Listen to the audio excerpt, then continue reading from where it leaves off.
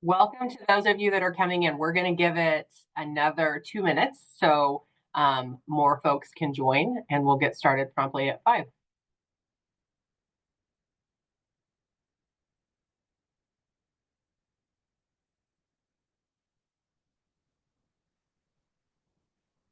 Annie, this is when we needed the music. I forgot. This is true. We could sing. If I start singing, people are going to hang up on us. Yeah, we're gonna have people leaving, which is not Exactly. ideal because of our singing voices. Becca always has great music, so we need to ask her her strategy. She probably could teach us how to do music. Welcome. We'll get going in about a minute.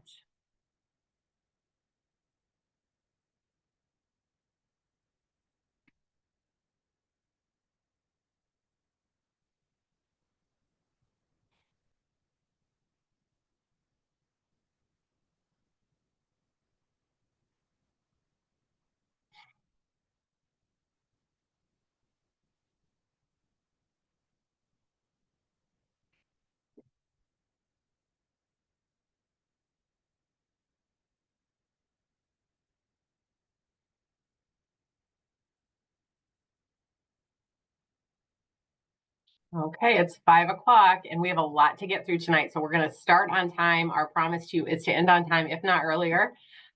We hope you have pulled up a seat and planned ahead for bringing your dinner tonight. You can eat with us as we serve up essential ingredients for a successful transition to adulthood with youth with disabilities. I do have to tell you that we all felt very creative with this theme that we came up with, and you challenged us by signing up in these numbers.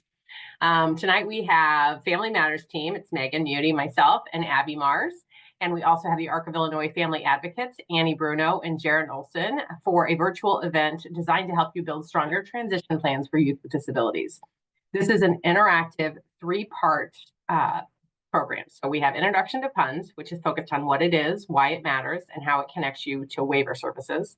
We have Medicaid home and community-based waiver services, and your service options will be reviewed. And Jaron and Annie will talk to you about how you can use those waiver services to build a fulfilling life in the community. Abby and I will be talking about transition resources and charting LifeCourse Tools and how you can combine those to build more effective transition plans for your students. We want to remind you a couple of things. Use the chat box for tech issues. We can't always fix the tech issues, but we'll give it our best shot. But save the Q&A box for questions. Questions tend to get lost in the chat. So if we see one there, we'll try to note it. We will do questions at the end of each presentation, so you'll have an opportunity at that point to sign in or to listen in for questions that your peers are asking. And we will try to get through as many questions as we can. We've allotted about 10 to 15 minutes at the end of each presentation, as well as a little bit of time at the end to summarize everybody's questions and give you kind of a last chance to go through that. We'll take a couple of breaks, but we want to encourage you to get up, move around, get snacks, do whatever you need to do. You don't need to wait on us for that, but we will take a couple of breaks. And we also want to encourage you, we'll have surveys at the end of the presentations, one from the ARC, one from Family Matters. It's tremendously useful to us to get your feedback on what you found effective, what you would improve. We would encourage you to take the time to fill those out. They only take less than a minute, really.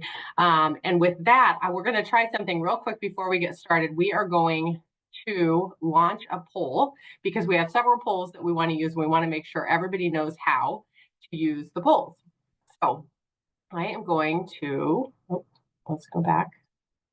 I'm going to launch a poll about what flavor of ice cream you like. And I'm going to have everybody. I see what's happening here. Wow, butter pecan is winning. That's shocking.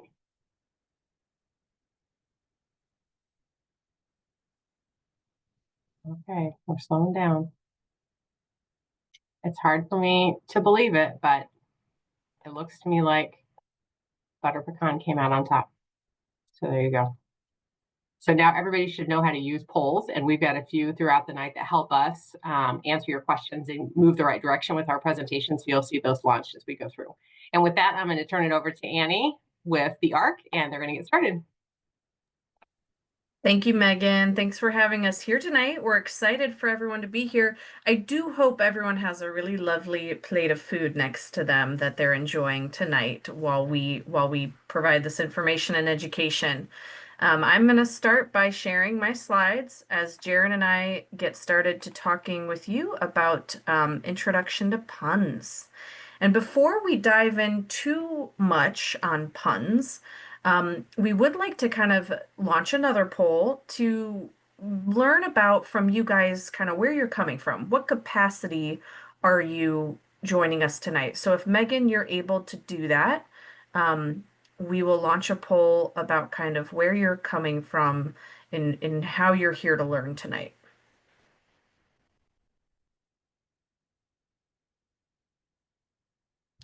We'll give that a second, see if we can get that launched. I don't know how to do it, so Oh, I'm Annie, gonna can let you Megan not? do Here, here we go. There we go. Here. it. Thank you, Megan. Yeah, I'm a newbie on the polls. I love the idea, but I'm not that familiar. So folks, No, if you with the can, mirror on mine. okay, we got lots of parents. We have a couple educators. I'm excited to see that.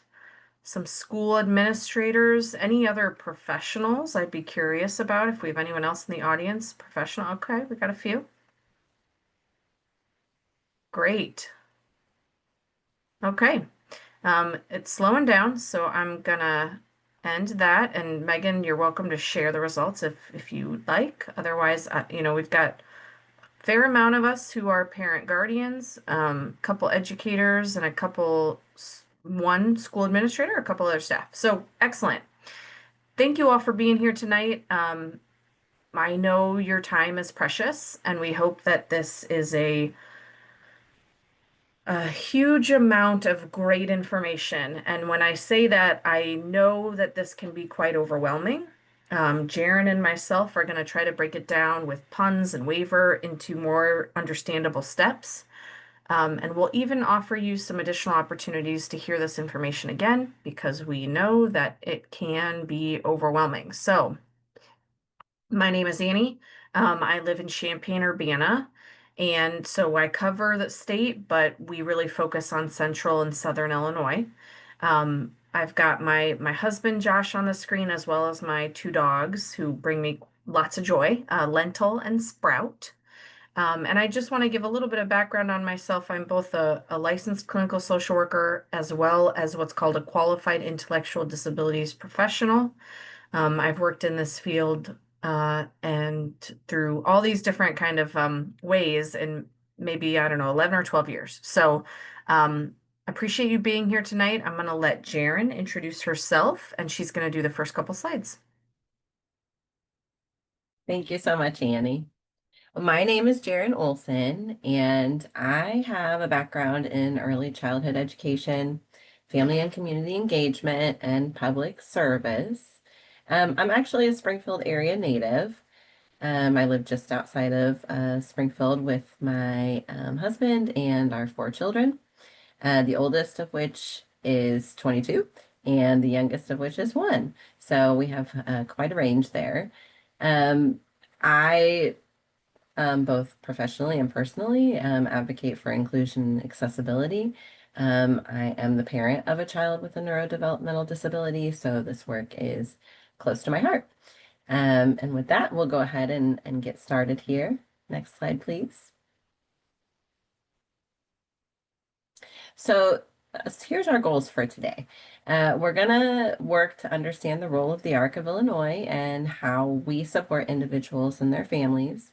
We're going to learn about the PUNS process and how it connects individuals to waiver-funded services. We'll explore the services that are available following a PUNS selection, and we'll discover additional supports and resources that are available while families are waiting for that PUNS selection. So a little bit about the Arc of Illinois.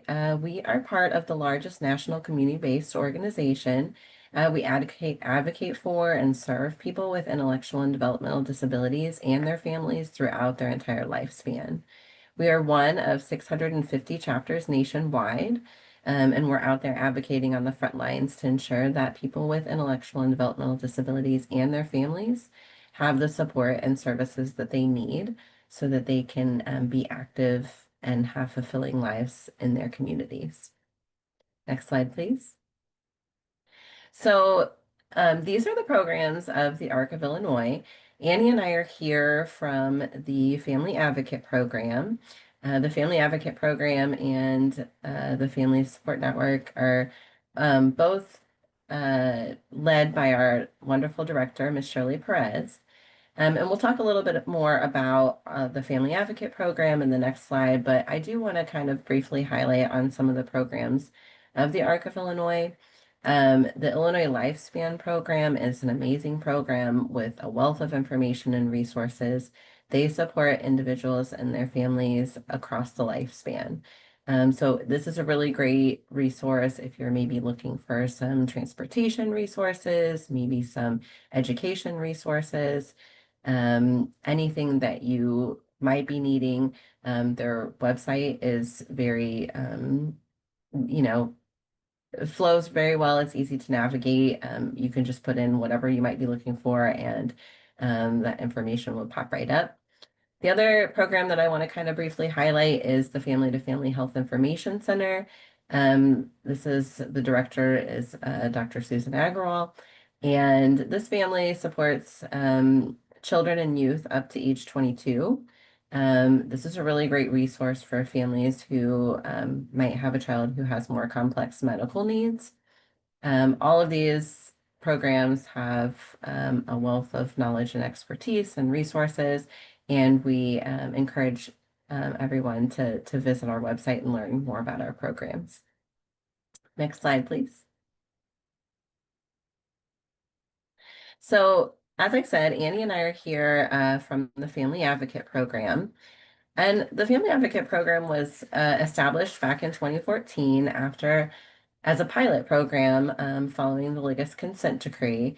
And we really serve to provide consistent information about waiver services and living options for individuals with intellectual and developmental disabilities statewide. We help to connect families of loved ones with intellectual and developmental disabilities to other families who may also be seeking funding and services following a selection from the PUNS waitlist. We help families to explore and share creative ways to utilize their waiver funding. We work collaboratively with independent service coordination agencies to make sure that we're getting that information out there about all available options and services to adults and their families. And our program is funded through a grant from the Illinois Department of Human Services. Next slide, please. So a little bit about the Liggett consent decree. The Liggett consent decree came about from a lawsuit that was filed in 2005 on behalf of individuals with developmental disabilities who were residing in private state-funded facilities, also known as intermediate care facilities for persons with developmental disabilities, or ICFDDs, of 9 or more individuals or those who are at risk of being placed in those facilities. And the lawsuit, they sought placement in community-based settings and those community-based services. So in 2011, a fairness hearing was held, and on that same day, the consent decree was approved. And we do have highlighted here who would be included in that Liggett as a Liggett class member. And we also have a link here to the Liggett fact sheet. And if you'd like to learn more about the Liggett consent decree, and if you have any questions, you can contact Laura Miller with Equip for Equality. And her contact information is listed here as well. Next slide, please. And so now I'm going to pass it back over to my colleague Annie, and she's going to kind of get us started here and talking about PUNS and what it is and how it works. Thank you, Jaren. Let's dive in. We do have a poll if Megan wants to launch. Actually, let's wait on that one. I'm trying to remember what our poll was, but I think we want to wait more towards the end. But I'll say again, Megan, if you can help me out with that poll when I get a chance to towards the latter half of this. For now, let's learn about PUNS. and then we'll kind of gauge your learning. So before we dive real deep into puns and the meat and potatoes of it all, I want us to kind of take a broader view and think about the individual in question. A lot of you are parents. A lot of you came to us as parents or guardians. Some of you are educators. When you're thinking about the puns wait list and you're thinking about these services, we want you to kind of be aware that there are other options. We hear all the time about puns, but we do want to make you aware of all your service options. So as you think about the services, as you learn about them tonight, kind of be keeping in the back of your head sort of what's this child going to need into adulthood? Is this adult I'm working with able to have a job in the community? What are this individual's hopes and goals around independent living? Just kind of keeping it broad so that as we learn about puns in a very specific service, you can kind of better gauge whether this is the right fit, the right program for you. Because in Illinois, we have 9 what are called home and community-based Medicaid waiver programs. There are 9 of them here in Illinois. Other states operate similar. An HCBS waiver, and I'm going to try not to talk too much in acronyms, but an HCBS waiver, home and community-based waiver, it's kind of like the federal government comes together with the state Medicaid and they collaborate and they both pay in so that we can have more people receiving more services in the community versus in institutions. So we have 9 different waiver programs in Illinois, and the idea is that we're offering 9 different ways for families who may qualify in those different criteria to have more community-based options. You'll note here that one of the criteria is that the person must meet Medicaid financial eligibility, and you'll hear me repeat a few times tonight that these services are paid for by Medicaid. So the individual receiving those services has to be on Medicaid so that their services are paid for by Medicaid. So here are the 9 in a snapshot. Tonight, we're going to be focusing mostly on that one on the upper right-hand corner, the Adults with Developmental Disabilities waiver. But we want to just kind of give you a snapshot of these 9 different service options. Now, only a couple are maybe going to fit your need, and the top 3 are all tied to the PUNS waitlist. So that's why we kind of want to zoom out before we zoom in. You may have heard of PUNS. Some people say the PUNS money or the PUNS funding. And we want to be clear that the PUNS, that term PUNS, is relating to the database or the wait list that enrolls folks who hope to apply for and begin receiving one of these 3 Medicaid waiver programs. Most often, again, we're talking about the one on the upper right there. The 3 that are in orange here are all operated by the Division of Developmental Disability, which is housed under the Department of Human Services at the state. And earlier in our slides, Jaren didn't point it out, but we have a photo of us with the director of the division. And so that's our little celebrity sighting. But these are different agencies and entities operate these different ones. So you'll see like the Persons with Disabilities waiver, that's the Department of Rehabilitation Services that oversees that, or DOORS. So different waivers are operated under and housed under different things. These 3 that we're going to talk about, including and in addition to the PUNS waitlist, are DDD under DHS, Division of Developmental Disability under Department of Human Services. So PUNS, what is it? I would say raise your hand, but we're virtual. I always ask this trick question of like, what does PUNS stand for? And the answer is it stands for nothing. Thank you for raising your hand.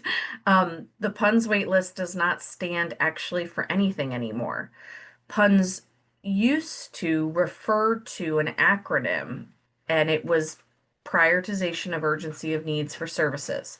It no longer stands for that because we do not select people based on the urgency of their needs. So you may hear people say, oh, PUNS, the prioritization of urgency. It actually doesn't stand for that anymore. And so we don't want to be noting anything about prioritizing urgency of need because that's not how it works. PUNS is simply a leftover term that we use to refer to this list of folks who are waiting for services. And as funding's made available, individuals are selected off the wait list and they're invited to apply for services. So that's what we're going to kind of walk through tonight. Now, setting the stage, especially as we have teachers and educators in the room, I really want to make sure that you understand who's a good fit for PUNS because not everyone is going to qualify. One of those other 9 waivers may be a better fit for that person's needs. So looking at our criteria here, and all of these are hyperlinked, so you can look at them on the PDF that you have access to. Either you qualify under a diagnosis of an intellectual disability, and that is what we generally say, rule of thumb, is a full scale IQ of 70 or below. Intellectual disability is a cognitive impairment, typically manifested early in life. For these criteria, we have to have shown that that intellectual disability manifested age of onset and was documented prior to the age of 18 years old. This also often occurs concurrently with deficits in adaptive behavior. And so essentially what this is saying is you have to have a full scale IQ under 70 to be diagnosed with an intellectual disability, and it has to affect you. That has to impair you in some manner to qualify for these services.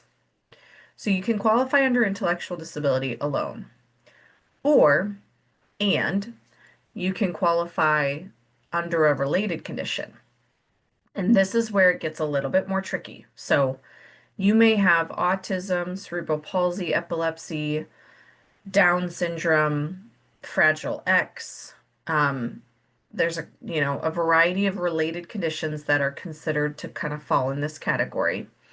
And that condition itself has to result in impairment of both your behavior and your intellect. And so these conditions have to be considered severe, chronic, likely to continue indefinitely. And I want to be real loud and clear on this that these conditions have to be manifested and documented, age of onset, diagnosed prior to the age of 22. It has to result, the diagnosis, the condition itself has to result in substantial functional limitations. And we've got those 3 of 6 life skills areas listed here. I'll give a quick example. Let's say you're working with someone who has autism but has an IQ of 100 and is able to drive themselves to work and mostly live on their own, and maybe they need a little bit of help to engage in some social interactions. It may be hard to qualify. The IQ score alone is going to be very challenging to qualify at 100. And so autism especially is quite tricky. We see a wide range of folks that have very high intellect but are pretty debilitated by parts of their autism, like their sensory needs, whatever. That may not qualify for these services. Another one I see come up a lot are folks that are either only impacted physically by a disability. So like let's say you do have cerebral palsy, but your intellect is high, and maybe you use a wheelchair. This is not going to be maybe the program for you, because you have to be able to demonstrate on paper that there's substantial limitations in these areas. So just something to think about as we continue this discussion, especially for educators. I like to kind of have you have a better grasp on, as I go through and talk about PUNS with families I do IEPs with, I want to know who's going to be a good fit, who's a good person to put and enroll on the PUNS waitlist, because there are, these qualifying criteria that can kind of mean that it's not going to be a good fit. And so You can look back at that. I've also linked what the state uses as their manual so that you have that information handy as well. Now, there's two major categories on the PUNS waitlist. There's seeking for services and there's planning for services. When you work with your independent service coordination agency and you get enrolled, and don't worry, we're going to walk you through that whole process. But when you do that, you will be enrolled in either seeking or planning through conversation with them. You'll want to know which one you are enrolling upon. Planning for services is equivalent to sending your information to the state each year. The state will use that information to plan ahead and allocate funding, but you will never be selected out of that bucket to apply for services. The only time you're going to be potentially selected and able to access the thing you're waiting on the wait list for is if you're in the seeking services category. So that's hugely important to know. When you're in the seeking services category and when you're over the age of 18, your kind of time on the wait list starts accruing. And as I said, they are selecting people who have been waiting. That's the metric. It's no longer urgency of need. We're selecting people based on how long they waited. So we're going to dive into that a little bit more. And Jaren, feel free to come on camera whenever you're taking over. I can't remember what what we decided, so feel free to jump in whenever we figured out. So enrolling on the PUNS waitlist, question would be, when should I enroll my child? Well, as early as 2.5, you can get your student or your loved one on the PUNS waitlist. Before the age of 18, you're likely going to be in the planning for services category, and you're likely not going to get selected. However, last 2 years, maybe 2023, 2024, 2022, 2023, in like the last 15 or so years, the state decided to select children off the wait list. So the people that got selected were those that were in the seeking services category. And I think we have another slide on that, so we can dive into that more. But it's important to know that, like, getting onto the PUNS wait list, it's not a huge lift year to year for you or your family. And we're going to walk through the process, but it's important to enroll early. At minimum, prior to the age of 18 is best, because when you turn 18 and you're in the seeking services category, that's when you start earning your credits. So if you're 25 years old and you get on PUNS for the first time at 25, you're going to be looking at closer to about 30 years old, likely, before you can access those services, before you're invited off the wait list. So we're going to talk about just the time frame as well, but just something to note that there is no harm in getting on the PUNS wait list early. If nothing else, it lets you plan ahead, and it lets you create that relationship with your ISC agency, which is important. And it lets the state know how many people need services. So on this slide here, we've got the link to the office locator. This is a great, easy tool. You go online, you click your county, and you'll click Developmental Disability Services, and it's going to shoot out your ISC's agency's information. Your ISC, your Independent Service Coordination Agency, they are your gateway to services. They're your point of entry. So anyone that wants adult services at the age of 50 for their loved one needs to be starting at square one with the ISC agency to get enrolled on PUNS. And so how long will you wait? Children and adults must be in the seeking services category to start accruing their time. And while you're under the age of 18, you're not accruing time, which is okay. You're still connected with your ISC. You're still maybe in the possibility of a children's selection, who knows. But at 18, it's important to be in seeking so that you can start getting credit for the time you've waited. On average, we're looking at about 5 years of a wait. This is getting better. And again, this is 5 years post turning 18. So no harm in getting on the PUNS wait list early because it's a long wait, we're working on it. The state is improving. We're grateful to see it. They've recently done a selection where they were able to get like everyone from every ISC agency who had been waiting for 42 months or more. So that's just a wonderful improvement that we see. So we're hanging on to that. But most people who have been on PUNS since they were young are getting invited to apply for services around 22, 23 years old. So that's typically right around school wrapping up. So that's lovely. We'd love to see a little bit more kind of time for planning and overlap there, but it's really excellent to see folks that when the school system is no longer an option, at least adult services are. So if you have a loved one that's on PUNS and you're curious about the time frame, you are welcome to send an email to that email we have listed. We typically say name, date of birth, the county you reside in is also helpful. And they will kind of spit out within a day or two what they think may be your estimated selection time, which is just a really helpful tool in planning, right? So I mentioned children's waiver. This is a rarity. We are not given, a lot of information as to when these happen, so we're not sure if they're going to happen again. But we were grateful for the two times recently they did happen. And essentially, the state is inviting folks under the age of 18 or so.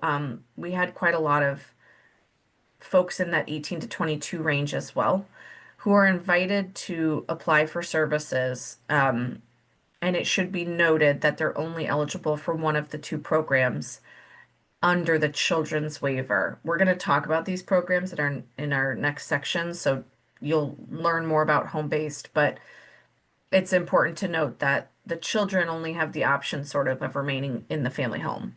But then if you're a part of the children's waiver, you are sort of, I don't want to say anything's automatic, everything requires paperwork, but you are allowed to transfer to the adult waiver without being selected a second time off PUNS. So no harm in getting onto the PUNS wait list young. And we have hosted children's waiver webinars a number of times because it's a little different than how the adult program works. So if there's another children's poll sometime soon, we will be certainly providing information on that.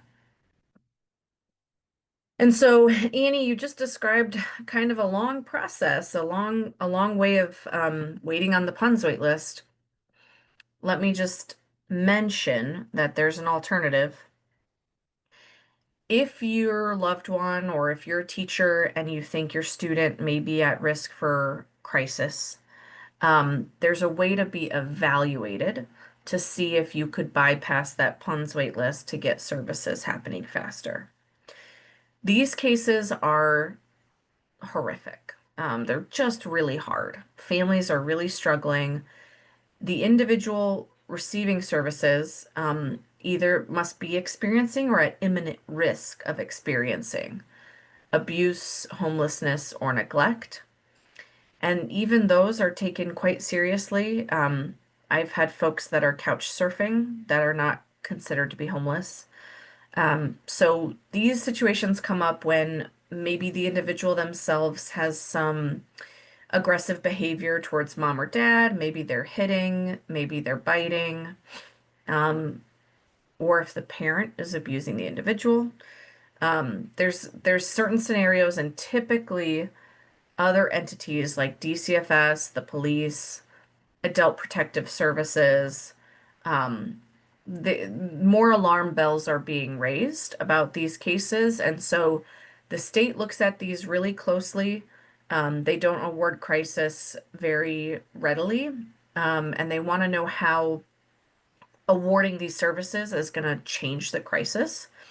So oftentimes a loved one is needing to be removed from the home and seeking residential placement. And if that's the case, your agency you're working with, your ISC, is going to look for placement wherever they can find it statewide.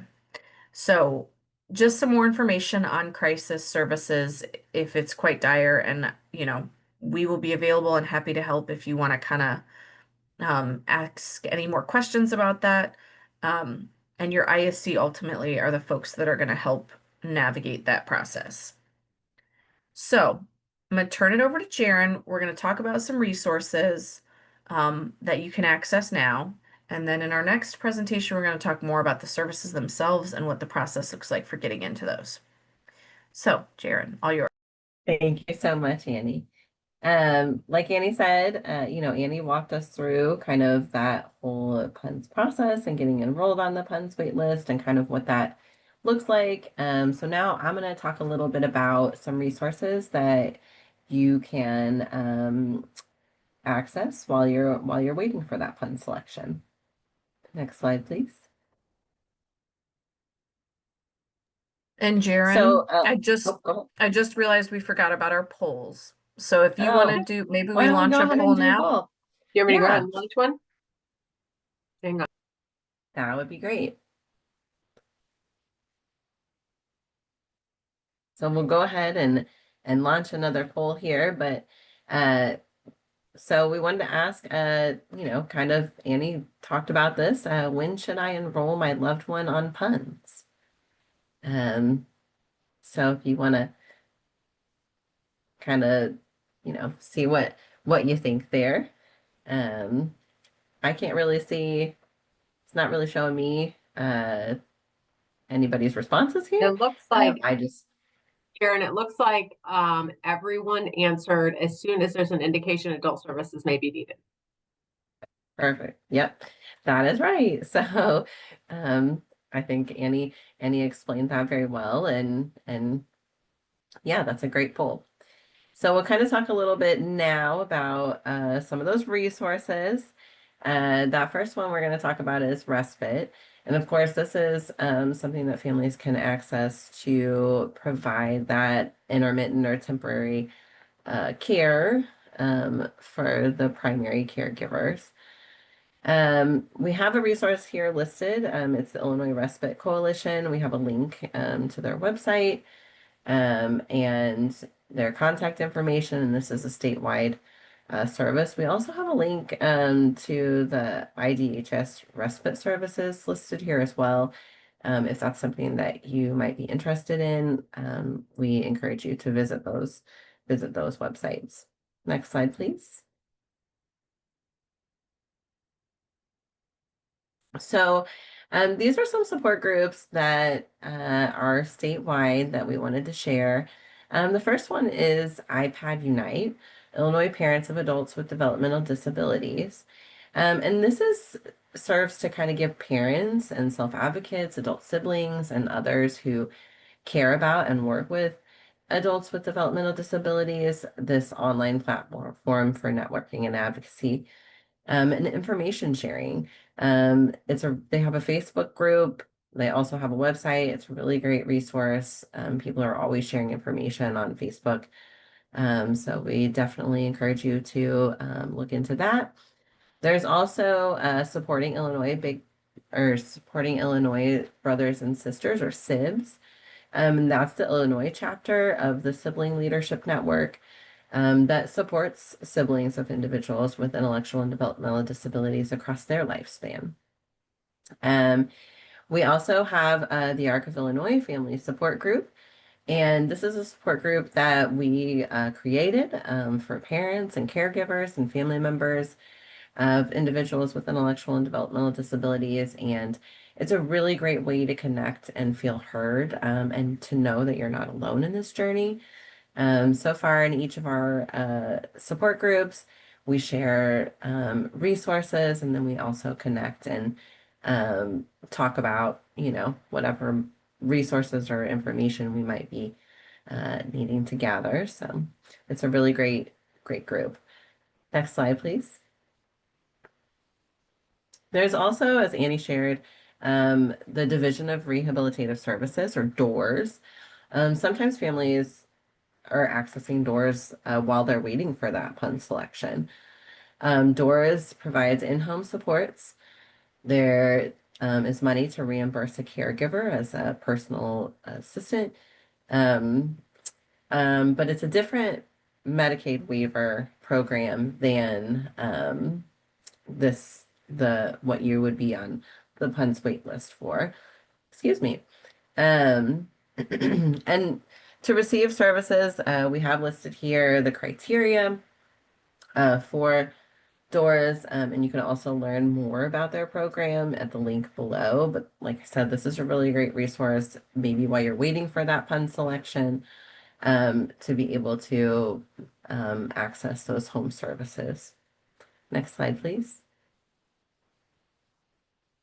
Also, we have some resources for partners and school supports. Of course, we have here with us Family Matters, and they are a wonderful resource for education, support, and community, linking families to that community resources and helping families navigate the special education system.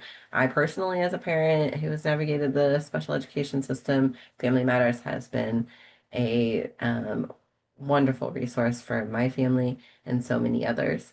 And their contact information is listed here as well. There's the Guardianship and Advocacy Commission, Special Education Initiative, and they take calls from individuals and parents throughout the state to help share information and assistance regarding special education, and their contact information is here as well. Next slide, please. We also wanted to share these community resources. There is Community and Residential Services Authority, or CRSA. They help families address barriers, families and professionals and providers, to access services for youth with behavior disorders or maybe some emotional disturbances. This is a really great resource for anybody who is, loves or working with an individual who might be facing that. Their contact information is listed here as well. We also have the Illinois Assistive Technology Program. It's located here in Springfield. They provide Illinoisans of all ages with disabilities and health conditions greater access to assistive technology devices, and help support them to enhance their independence. They have a really great showroom here in Springfield where you can go and see some of the really wonderful accessibility and accessibility technology devices and things of that nature. There's also the Illinois Network of Centers for Independent Living, or INCIL. They support 22 centers for independent living here across the state. And they help provide that community-based, non-residential support for people with disabilities, so that they can, of course, be independent in every aspect of their lives. There's also the Autism Program of Illinois, or TAP, and they serve and support individuals with autism spectrum disorder and their families. They have a coordinated network of providers, parents, and university programs that help, share the best and most promising practices. So all of these community resources are linked in that PDF that you'll have. So we encourage you to reach out to them. Next slide, please. We also want to share some social and recreational resources. There's Best Buddies. Annie, when she shared her About Me page, she has been a part of this program. And Best Buddies offers that one-to-one friendship, integrated employment, and leadership development for individuals with and without intellectual and developmental disabilities. They have a Chicago office and a Central Illinois office, and their contact information is listed here. Of course, there's a Special Olympics Illinois that they help enhance physical fitness, motor skills, that self-confidence, socialization, and encourage that family and community support. We put a link here so that you can find your region, as well as a link to contact the Special Olympics. We also included the Special Recreation Communities and Cooperative Directory. SRA&I is a network of therapeutic recreation agencies that provide those community-based therapeutic recreation services to children and adults with disabilities. So you can actually access this link and find special recreation in your area. Next slide, please. So that concludes our presentation here, the introduction to puns. We want to thank everybody for being with us here tonight. We do have a survey, and we'll go ahead and put that in or we have a survey that we're going to ask you to complete, but we're going to wait until after we finish our next presentation. So I don't know if anyone wants to pop back on here, and if anybody has any questions, we'll go ahead and kind of lead there. Yeah, we have a few minutes before we plan to start our next one. So Okay. let's open it. Yeah, go ahead, Megan. I just want to make sure you can see the questions, Annie. Can you see them? Yes. Someone, as I pull up my slides here, give me just a second. Switch PowerPoints. All right, everyone can see that okay? All right, and Jaren is going to start us off on this one. And with this section, we're really going to try to present to you some hands-on, detailed information about why you'd even bother going through that whole process of puns like we talked about. So we're going to walk you through the steps, and then we're also going to say why it's worth it, hopefully. So Jaren, go ahead and take it away. Thank you so much, Annie. So like Annie said, we're going to kind of dive in here to the Medicaid home and community-based waiver supports and really take a look at what, why that pun selection, why you work so hard for that. Next slide here. So our goals for this presentation is to gain an understanding of the Medicaid home and community-based services waiver and the available supports. We'll kind of talk a little bit again about that PUNS process and how it leads to these waiver funded services. And then we're going to explore those service options that are available within the home and community-based services and community integrated living arrangements and the differences between each of those programs. Next slide, please. So, as we kind of talked about in the last presentation, there are a lot of acronyms, many that we've probably already used, many that you'll hear throughout these presentations, and definitely throughout that PUNS process. Some that you'll hear pretty frequently is, of course, ISC. That's your Independent Service Coordination Agency or your Individual Service Coordinator. They are your gateway to services. Also, we're going to talk about in this presentation HBS, those home-based services. That is one of the options. We'll also talk about SILA, community integrated living arrangements. Those are the two options that you have in this waiver, SILA and home-based services. We'll touch on CDS, Community Day Service Programs. That's one of the services that's available in these options. But if you'd like to learn more and learn about some more acronyms, we have a couple of links there that you can visit as well. Next slide, please. So Annie kind of touched on this in the previous presentation, but Illinois has 9 Medicaid waivers. The 3 on the top there are all tied to the PUNS wait list. We specifically are talking about the adults with developmental disabilities waiver. This is a home and community-based waiver that is overseen by the Division of Developmental Disability under the Department of Human Services. I won't probably go too much into this because I think Annie did a pretty good job of that before, but we just kind of want to kind of highlight that again. Next slide, please. So in Illinois, it's important to note that there are 2 key programs for adults with intellectual and developmental disabilities. We're going to talk today primarily about the home and community-based Medicaid waiver, but we did want to briefly talk about another option that is called an Intermediate Care Facility for the Developmentally Disabled Program, or ICF-DD. This is an entitlement, meaning that an individual does not have to be selected from a wait list, such as the PUNS wait list, to be eligible for this program. Some of them do, in fact, have wait lists, but you do not have to be on the PUNS wait list to access this program. Some of these facilities are smaller with maybe 4 individuals, but most of them have 9 or more individuals.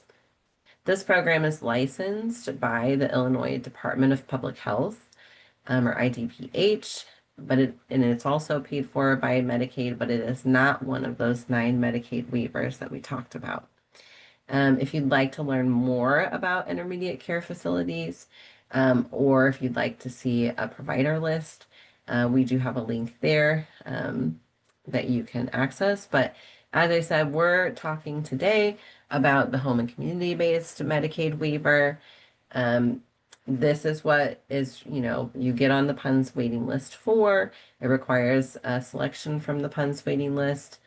It's overseen by the Division of Developmental Disabilities under the Department of Human Services. There are 2 options within this home and community-based Medicaid waiver that we're going to explore. There's home-based, or what is called Community Integrated Living Arrangements, or CILA. And with this Medicaid waiver, services are wherever an individual lives. They could live in their family home. They could live independently in their own home, a condo or apartment, or maybe some affordable housing. But we're gonna explore that a little bit more in the next few slides here. Next slide, please. So now we're gonna kind of just briefly touch again on the process, what that kind of looks like following a selection from the PUNS wait list. So this is a really nice resource that our team created. It's called the Finding Your Way chart. And it kind of walks you through, maps you through the entire process from that initial contact with your independent service coordination agency to be enrolled on the PUNS wait list. And then kind of takes you along that annual updating of your paperwork and kind of keeping in contact with your independent service coordinator. And then after the age of 18, accumulating that time. And then when you receive that early notification letter, that kind of heads up that your loved one is likely to be included in the next PUNS selection. You also receive a letter from us here at the ARC of Illinois, letting you know that we're here to help support your family in navigating this process. You'll want to make sure that you reach out to your independent service coordinator to kind of touch base with them and send them, any kind of paperwork. And then after that, you would receive what's called the PUNS selection letter. And that is the official invitation to apply for the DD waiver services. Then we're kind of going over, once that PUNS selection comes, then you're going to make contact again with your independent service coordinator. They're going to request some paperwork, and they're going to determine clinical eligibility. And then once the individual is determined to be clinically eligible for funding, then the family starts to work with the independent service coordinator to begin what's called the personal plan process. And what that really looks like is, talking about the individual's needs and their goals and how the services within this waiver can best support them. And then from that, you'll begin to kind of choose which services you'd like to move forward with and who you would like to provide them those services. And then once that's all kind of finalized, the independent service coordinator puts it all together and submits it to the state. Once the state reviews that and approves that, then the family would receive what's called the award letter. And services can kind of start from the date of that award letter. Next slide, please. So this is just another kind of breakdown of that wait list, that PUNS wait list to waiver services process. As I shared, that first letter, that's your early notification letter. This often comes in December, but it can come at any time. This year we had additional early notifications in March and May. This is a great time for a family to apply for Medicaid and begin preparing, their documents, contacting their independent service coordinator, contacting us here at the ARC of Illinois, the Family Advocate Program, and really starting to become familiar with the services that will be available following that PUN selection. And then about 6 to 7 months later, usually around the summertime, families will receive that second letter, that PUN selection letter, that official invitation to apply for services. The family again will contact their independent service coordinator. They'll begin what's called the pre-admission screening. It is important to note that the PUN selection letter does not expire. So if the family is receiving services, maybe through another waiver program, maybe through DOORS, or they're just content and satisfied with the services that they're currently receiving, they can choose not to move forward with the PUNS selection with this waiver program at a later time. But should they choose to move forward, they start to begin in that discovery process, building that person-centered plan, kind of finalizing which services and providers they'd like to move forward with, and then the ISC would submit that to DHS.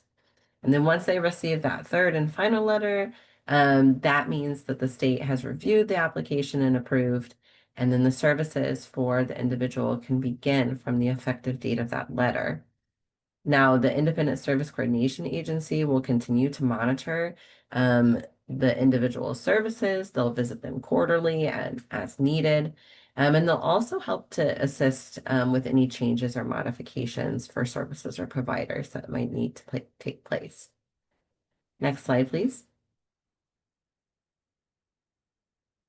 So this is a list of some of the documents that the Independent Service Coordination Agency typically will ask for. That big important piece, that Medicaid card, they're going to be looking for that. When you make contact with us here at the Family Advocate Program, we often will ask if you can share the recipient identification number. You'll also want to gather, maybe Social Security card, birth certificates, any kind of medical records that would show the diagnosis and age of onset for the individual. School records such as individualized education plans, psychological evaluations, or psychiatric evaluations for individuals who are autistic, medication lists, of course, doctor's contact information, and then guardianship papers and powers of attorney as applicable. Next slide, please. So now we're going to kind of explore your service options. Next slide, please.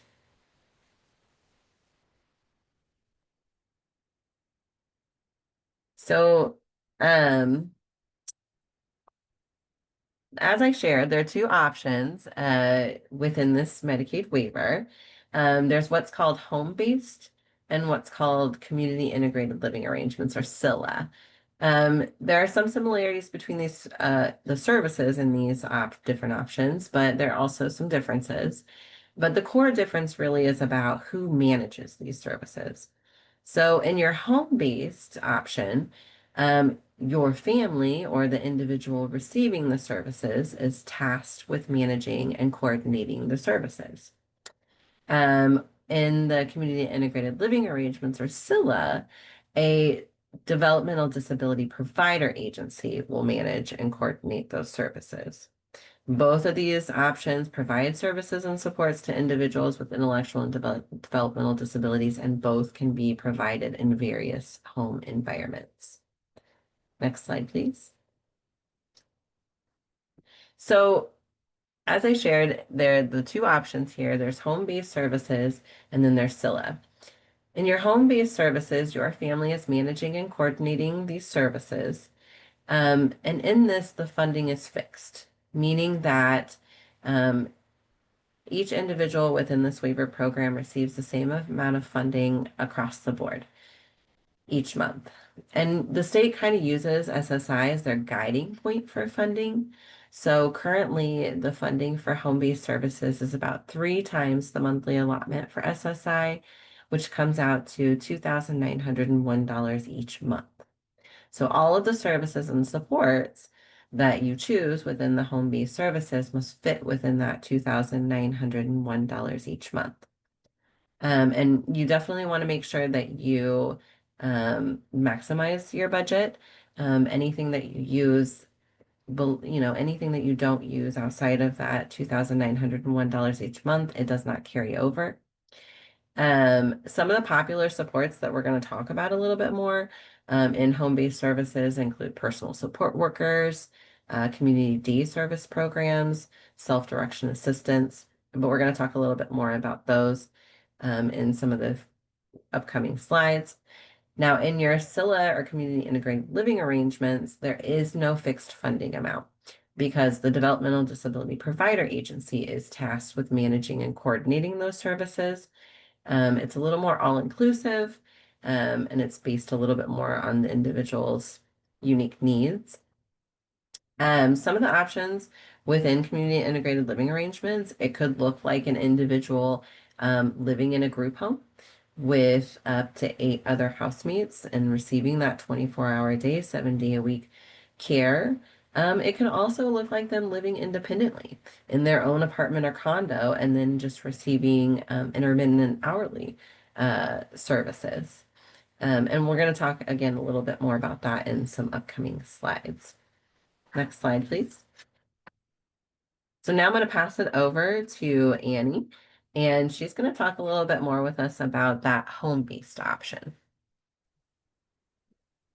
All right, thank you, Jaren. Yeah, the home-based program is really enjoyed by a lot of families. It doesn't maybe meet everyone's full needs, but the lovely part about it is that it's self-directed. So you as a family get to choose how you utilize your services. And just know as I dive in that the home-based model is never going to account for full 24-hour care.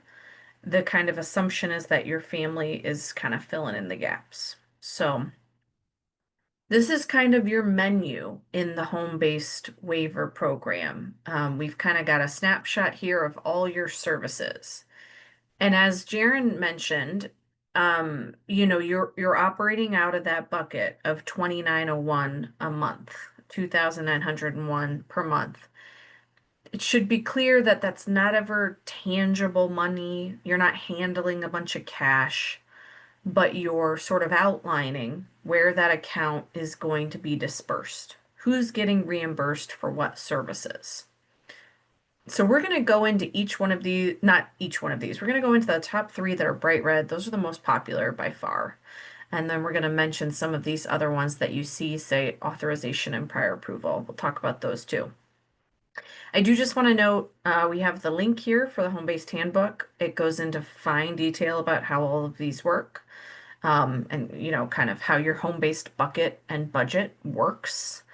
And I'll also note that as Jaren mentioned, your ISC agency will continue well into when you're in services. They will do monitoring. It's billed under ISSA services. That's Individual Service and Support Advocacy. So you will have a case manager that comes out 4 times a year at minimum and talks with you about your services and if you need anything more or different. There's no cost for that monitoring piece of things, but it's mandated. You have to participate in that. And so your ISC agency has to continue to be involved as they oversee your services. So self-direction assistance. This is a self-directed model. So the state has outlined a service that you can purchase to help you self-direct your services. An SDA is typically someone at a provider agency, a staff member at an agency that you have elected to help you in navigating your home-based paperwork and your home-based bucket. If you opt to purchase self-direction assistance, you can get help with things like enrolling a personal support worker, navigating the timesheets and the paperwork. Your SDA will help you maybe find a worker, or maybe they'll help you if there's a Medicaid snag. This is someone whose kind of full-time job it is to work within the home-based program. And so they're really knowledgeable and a great resource. We encourage SDA for at least about the first year as you get up and going, because it just sets things up for success. Otherwise, if you don't purchase SDA or you have no available SDAs nearby, you're kind of on the family to make sure that you get up and running and folks are getting paid. So personal support workers, or PSWs, is probably by and far the most heavily sought after service, I would say, in home-based. Personal support workers are folks that you know and have chosen to identify, to hire, and financially reimburse for the time that they spend supporting the individual. So a PSW's qualifications are that they must be over 18 and they must be able to complete a variety of background checks. Otherwise, your PSW supporting your loved one can be mom or dad, or they can be grandma, grandpa, family friend, a person from your church, a teacher at the school who wants some weekend hours. Uh, Workers can do a variety of things with the individual. It is not limited to support within the home. So your worker can come by the house and pick you up on Friday night and take you to a movie. And while the money is not going to pay for your movie ticket, it will pay for that worker for those, 2.5, 3 hours that they're there supporting you and traveling back to your house. So it can be for companionship and those sorts of things. It can also be going grocery shopping and supporting you to meal prep at home. It's a wide variety of things. People really like PSW hours.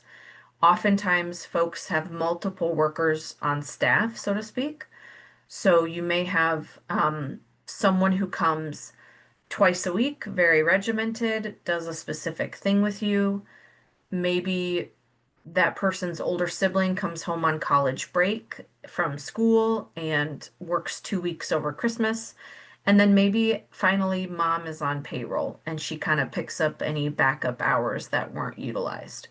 So people really like PSW hours because it's incredibly flexible. And you as a family also set your pay rate for your workers. And we're going to talk about that a little bit more. One thing I do want to mention is that if the individual who's receiving the waiver services, if they are legally married, their spouse cannot be their worker. If the individual receiving services is over the age of 18, mom or dad, parent, guardian can be a worker. A newer requirement, it's not that new at this point. I think it's about at least a year or two old. It's what's called EVV, Electronic Visit Verification. And EVV is a new federal requirement that the state's implementing to basically verify that the workers are showing up and working when they say they are. So it's a pretty simple app on your phone as a worker. You kind of clock in and clock out, and it populates your timesheet that way. And it's a requirement so that the state can kind of have a safeguard for that billing, your billing services, what's on your timesheet is what's accurate. We've linked some resources there if you have questions. Tasha Whiteside is the director at Access, great resource. Access is the fiscal agent for the state of Illinois. So if you enroll in the home-based program, you also must work with Access, and it's free to you to work with Access, but they're going to be the folks that are kind of managing your bucket, to pen to paper. They are going to be directly depositing the check for the worker. They will issue the start date for your worker. They will kind of run the background checks. So they're sort of the go-between between your bucket of money and your pocket. So kind of just to give you a ballpark idea, each one of these situations is going to be wildly different from one another, but a broad idea of how far this $2,900 can go per month. If you opt to hire a self-direction assistant, the rate hourly that you pay them is set by the state. That's a state rate. It's $54.59 per hour for this year. It may go up each year. Most agencies ask to be reimbursed between 1 to 4 hours a month for the work that they do supporting your family. So let's say they're taking out of your bucket 2 hours of work that they're doing for you per month. That 2 hours of work comes out to $109.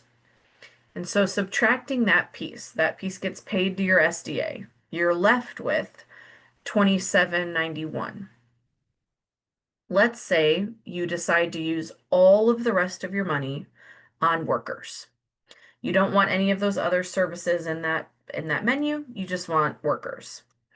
And so when you go to calculate that, you do have to take into account this cost to you rate sheet. And this is just a way that Access kind of navigates taxes and whatnot. I'm not an expert. But essentially, when you say, hey, I want to pay my workers $18 an hour, it costs your plan $18.81. So just a little bit more, but it's something to be taken into account of whatever hourly wage you are picking to pay your workers. It's going to cost your plan slightly more than that dollar amount. And just know you must pay minimum wage for your area. So that's important, but otherwise you as a family are picking how much you're paying your workers. So let's say you land on $18 an hour and you've got 2 hours of your self-direction assistant. That's going to come out to 144 hours a month that you can use to reimburse your workers, which feels pretty good. I mean, that's a fair amount of money. That's a fair amount of support. That's not going to be perfect for everyone. Some people are going to need more, some people are going to need less, but as you know, as we've mentioned in home-based, everyone's getting the same amount. It's a set rate. So this is an example if you're only using it for some self-direction assistance and some workers. This is going to look a lot different if you're purchasing any other services off that menu. One of those potential services you may be interested in is what we call community day services or CDS programming.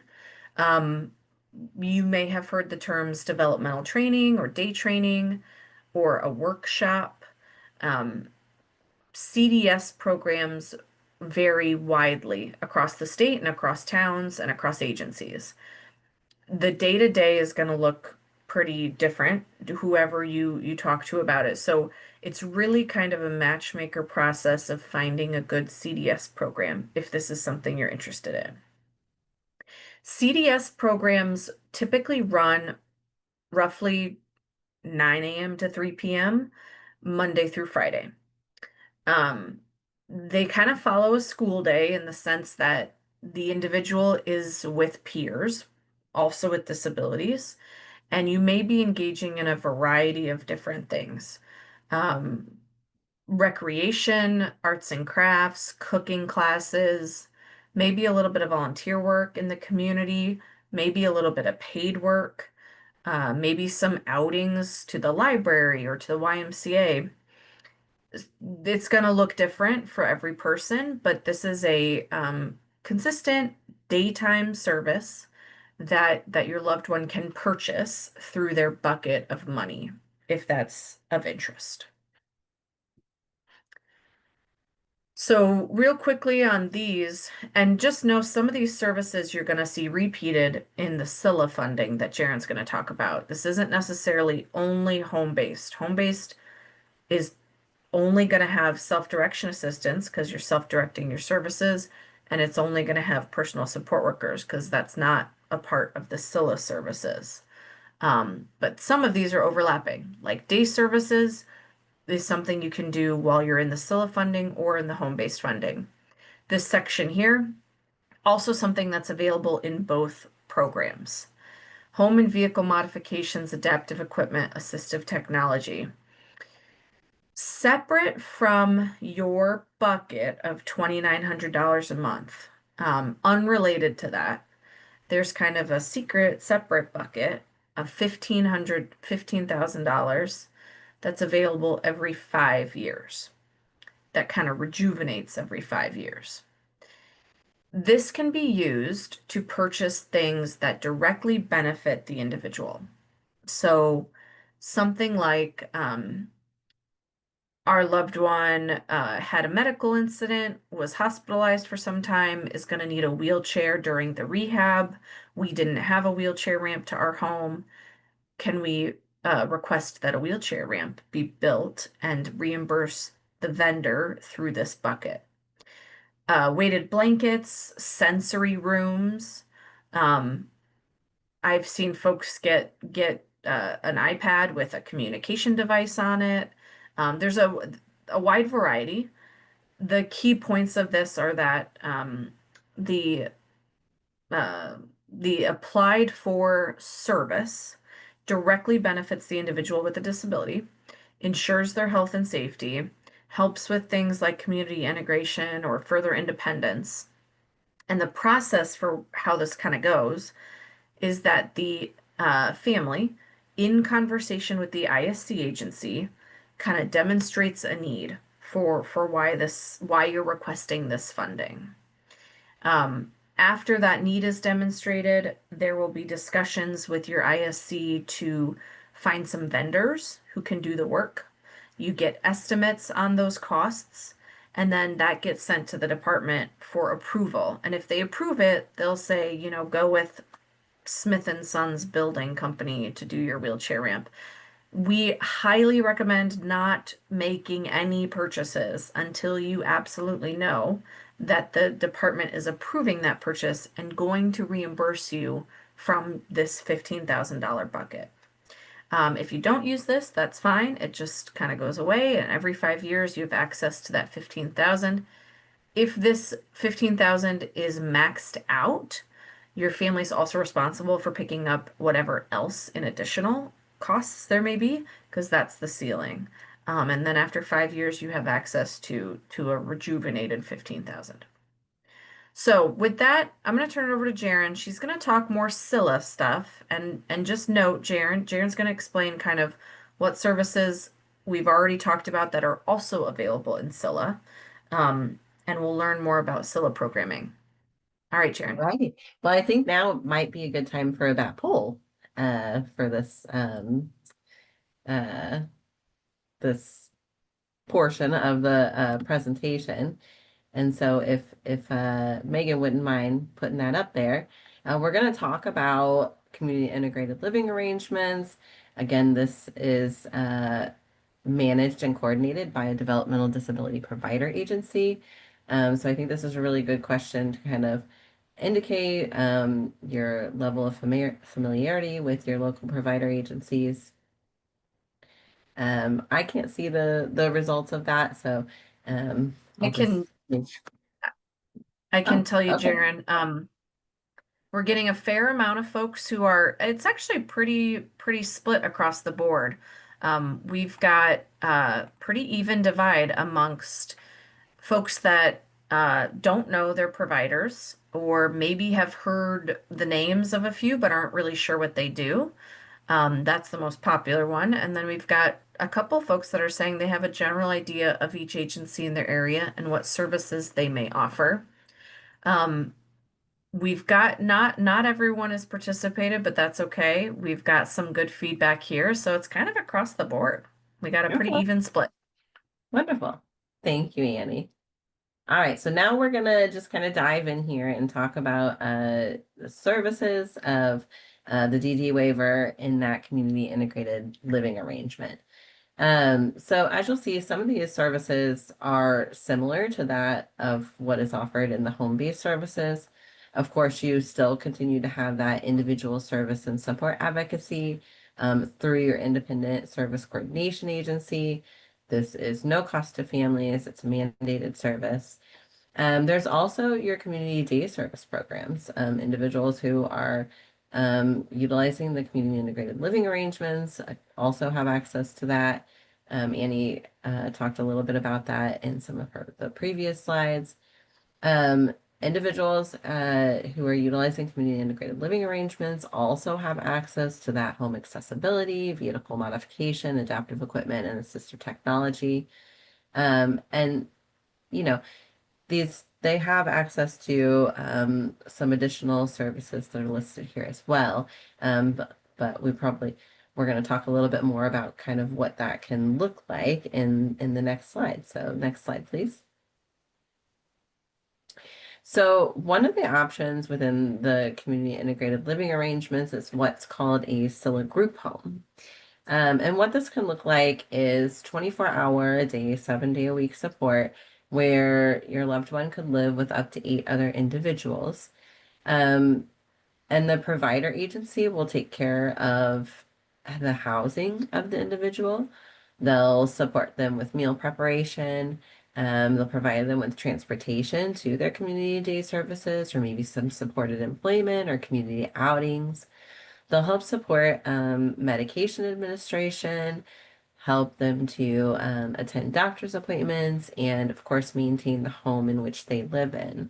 There is not a fixed monthly budget as there is in the home-based services because, again, that provider agency takes care of all of the expenses that are associated with your loved one's care. Next slide, please. So when you're considering potentially your loved one utilizing that group home option, it's of course important to seek a home that you feel like would be a good fit for your loved one. Some questions to ask is maybe considering the distance from your family home. Would you prefer a group home that is in close proximity to your family home? Or are you comfortable with maybe some travel to visit your loved one for a home that maybe feels like a really good fit? Would your loved one need a private room? Or would they be comfortable sharing a room with a roommate? These are just some of the questions that you can kind of think about. Also, availability can vary very significantly based upon your region. So it's important to talk with your independent service coordination agency regarding what might be available in your region and the average wait time for a SILA group home placement for an individual with needs that are similar to that of your loved ones. You can also request placement on internal provider lists. So a lot of the different providers might have maybe an internal list. And if you were to visit a group home or find a group home that you'd be interested in, you could always ask to be put on their internal provider wait list as well. Next slide, please. So another option within the community integrated living arrangements is what's called a host family SILA services or a host family home. And this is where the adult with a disability can live with a non-related individual, couple, or family, and that the individual will receive all of the supports and services that they need from that host family. The host family would receive a stipend so that they could provide that support, and it would be based upon the needs of the individual receiving the support. This is considered a long-term living arrangement.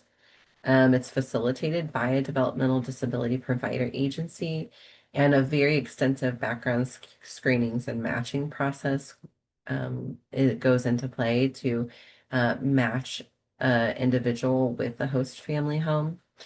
It is also considered a residential setting within a full-time residence of the paid caregivers. The home can be owned, leased, or rented by the individual who's receiving the services. or it could be owned, leased, or rented by a developmental disability provider agency or the host family themselves. The live-in paid caregivers or the host family arrange for relief and vacation on their own schedule. And whenever they arrange for that relief, the staff is required to be what's called a direct support professional. So it's somebody who is uh, works for the developmental disability provider agency. Next slide, please. Another option in the community integrated living arrangements is what's called intermittent hourly SILA services. And so this is where an individual could live independently in their own home, maybe in a condo or an apartment or house, and they would receive intermittent or hourly services. A direct support professional and agency-based staff would provide 15 to 20 hours per week of supports. So they would come into the home of the individual and provide that support. Good candidates for this are relatively independent. They don't need that 24-hour a day, 7-day a week support. But if they were to need additional levels, hours based upon their need, they could work with the independent service coordinator, and the independent service coordinator would work with DDD to approve or provide the higher level of hours based upon the individual's needs. Next slide, please. So now I'm going to pass it over to Annie, and she's going to tell us a little bit more about some additional learning options and some upcoming special topic webinars that we will be hosting. Thank you. I told y'all you would get sick of us, but we got a lot more to offer. So I hope that you will consider joining some of these other offerings. As Jaren and I sort of wrap up our part of this, we're going to put our survey in the chat. I'll probably say that a few times. Please take our survey. It's 3 or 4 questions, not a biggie. But we will be taking a break in just a few minutes as well. So stick around for just a few minutes as we kind of talk about some upcoming events that we have. So the presentation you kind of just sat through is very similar to what we present each month in our Know Your Options webinar. It's getting you familiar with all the available service options and kind of how to get them. This is great for if you've been selected off PUNS or if you know someone selected off PUNS and you're really starting to think about what services you want. I would also just say I've done this for many years. It is helpful to hear things a few times. So these are free. Feel free to register for these. We offer them twice a month. We didn't advertise it here, but we do also offer a Spanish version with our 2 colleagues that are Spanish speaking. That information is available on our website or by emailing us. So if you want to hear this information again, you can sign up for a KYO, a Know Your Options webinar. We also are offering a very unique opportunity coming up on October 6th. If you don't have Medicaid yet, or if your loved one may not qualify, you don't know, or if you're a teacher and you're trying to understand better what families need to navigate to get onto Medicaid, this is a great time we have with our local in-house, not in-house, but our local expert in-house in the Department of Human Services. He works for the Division of Developmental Disability, Mr. Jay Bond. He's just a whiz, an absolute Medicaid guru. I often go to him with questions and he is excellent. So this is free, totally free event over the lunch hour. You must register to attend, and we don't offer CEUs, but it will be well worth your time to learn more about Medicaid. Remember, the first step in all of this is getting onto Medicaid because Medicaid funds these services. So if your loved one is working and earning income and you're not sure if they'll qualify for Medicaid or what plan within Medicaid to enroll them under, Jay is your guy. This is a great opportunity. We also have our family support group that Jaren mentioned in the last presentation with resources. This is kind of our newer, a newer service that the ARC is offering. I think this will be our third or fourth gathering for our support group. This is just a lovely opportunity if you are a family that's in it. You know, you're in the thick of it. You maybe have a transition age child or loved one. Um, this is an awesome opportunity to connect. We will have an hour and a half. Our executive director, Samantha, is typically on and kind of facilitating. We've had previous support groups where there's been a very short presentation involved too. But we have September 30th coming up. We do also on our website, we have October and November dates already listed. So if you can't make September, make sure you sign up for October or November. It's a really nice opportunity to kind of connect with others. And with that, we have one more to advertise, the statewide transition conference. I will be presenting on puns at the conference, hoping to see maybe Abby, maybe Megan, maybe Jaren. Hopefully we'll kind of bump into each other. It's a really wonderful big gathering. It's actually going to be my first time going to the transition conference, but I can't tell you how many professionals I talk to that say it's excellent. And so it's a really nice kind of 2-day event, and families are welcome, as far as I'm aware, to attend. But there's lots of great resources there for a 2-day kind of all about transition event in Springfield. And so with that, I will wrap us up here. Jaren's gonna put our emails in the chat again, if you can, please, Jaren, as well as our survey. Survey's super helpful. It's 3 or 4 questions. Please take our survey. You have, we're going to give you some time here to take a break. So if you can take our survey during your break, that would be great as well. We're going to stick around for 5 or so minutes and answer any questions that we got. So this is your time. I don't want to call myself an expert, but this is your time with us, the experts, on puns and waiver services. Pick our brains. We are, as we move through this, Abby and I are going to really take like a quick and steep turn.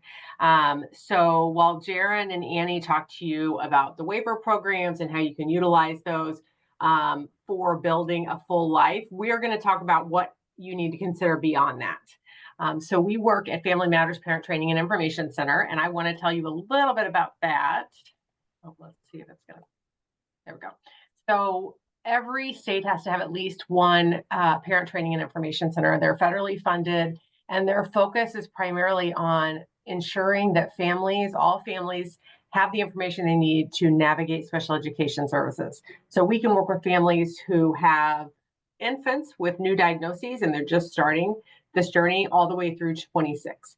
And so I would say primarily we work with individuals around, age 5 all the way through about 20 or 22, but we are able to work with that 0 to 26 age range. And we work with families for all different topics. But when you think about special education navigation and all that entails for families, those are kind of all of the pieces of the puzzle that we work on. I like you to know that we have a ton of resources on our website. We won't dig into that tonight. But if you have specific interests and you can't find it on our website, you can reach out to us. We have a team of educational support coaches who can work with you on individual issues and help you. Now, a couple things. We don't provide legal services, and so this sometimes gets confused in educational advocacy. We don't provide legal services, and anything we say should not be construed as legal advice. So if you're in need of legal services to navigate your specific special education concern, we would refer you out to agencies who would be in a better position to help you with that. We are primarily an educational agency. We always put our grant officer in here, Dr. Anna Macedonia, and we like you to know that OSEP, the Office of Special Education Programs, isn't necessarily endorsing what we say. That's part of our grant, and we need to let you know that. And there's a picture of me and a picture of Abby that we're going to go through and skip past that as fast as possible. Okay, I'm going to turn it over to Abby here. All right, let's talk about today's learning objectives. I knew make her uncomfortable if I put her picture in there. So, my name is Abby Mars. I'm an educational support coach, transition facilitator, and Charting the Life Course ambassador here at Family Matters PTIC. So, by the end of today's session, we want you to know a few things, and that will be to identify at least 5 transition resources, describe at least 3 tools from the Charting the Life course framework, and select 2 resources you can use immediately in your work.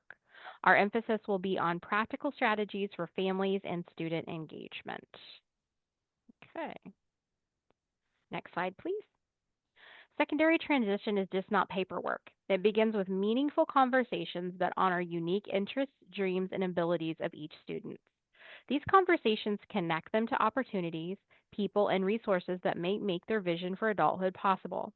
Our task is to help schools and families hold these conversations in intentional and engaging ways.